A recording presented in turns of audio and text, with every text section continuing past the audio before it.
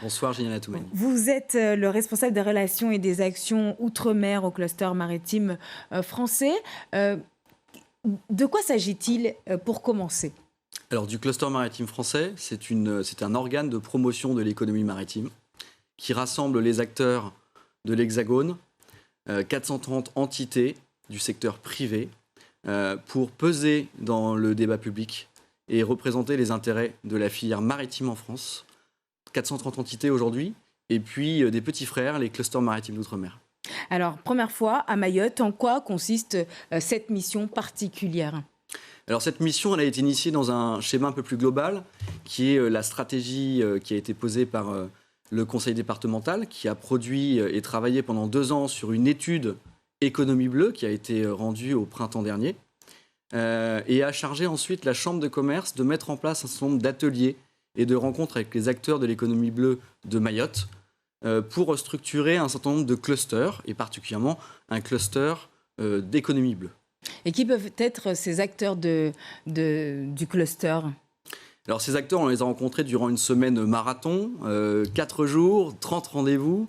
J'étais en binôme avec Serge Rochepeau, que les Mahorais connaissent bien puisqu'il était directeur d'Eveco à la Chambre de commerce et maintenant consultant pour la Chambre. Et pendant 4 jours, nous sommes allés à la rencontre des différents acteurs que compose l'économie bleue mahoraise.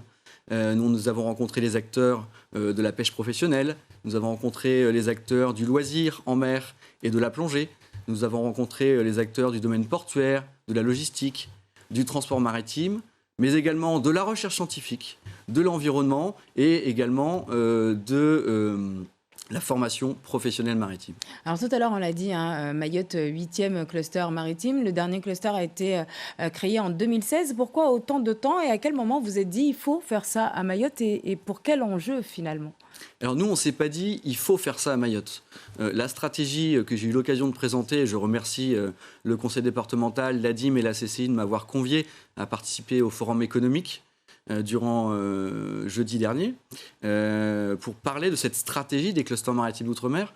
C'est simplement qu'aujourd'hui, nous sommes saisis pour aider en appui technique à la création de ce cluster maritime mahorais par les Mahorais, par les entreprises maritimes de Mayotte et pour les entreprises maritimes. Vous l'avez rappelé, il y a effectivement 7 clusters maritimes dans les différents territoires. Il y a un cluster maritime à Saint-Pierre-et-Miquelon. Il y a un cluster maritime en Guadeloupe, il y en a un également en Martinique. Ils travaillent ensemble ou chacun travaille de façon autonome? Comment ça se passe? Alors en fait, ce sont des structures qui sont des structures autonomes. Nous avons une filiation philosophique. Il n'y a pas de lien de hiérarchie entre l'Hexagone et ses différents clusters maritimes d'outre-mer. Il y a également celui de la Réunion, de Nouvelle-Calédonie et de Polynésie. Et nous travaillons ce qu'on appelle en synergie. À plusieurs reprises durant l'année, nous organisons bien avant les confinements et les visioconférences avec ces territoires pour traiter de sujets communs. Le premier trait commun qui nous rapproche, c'est évidemment la mer. Et ensuite, on a identifié des sujets au-delà des spécificités territoriales, que sont les sujets de la formation et l'attractivité au métier de la mer. Le deuxième sujet est lié aux infrastructures. Et enfin, le troisième sujet qui est lié au tourisme nautique et maritime, le monde de la croisière, très commun entre tous ces territoires. Ça veut dire que vous accompagnez concrètement tous ces secteurs-là? De quelle manière? Absolument, et au travers de plusieurs méthodes. J'ai évoqué avec vous la question de ces visioconférences trimestrielles entre les clusters maritimes d'outre-mer, le cluster maritime français et les services de l'État pour faire avancer un certain nombre de dossiers.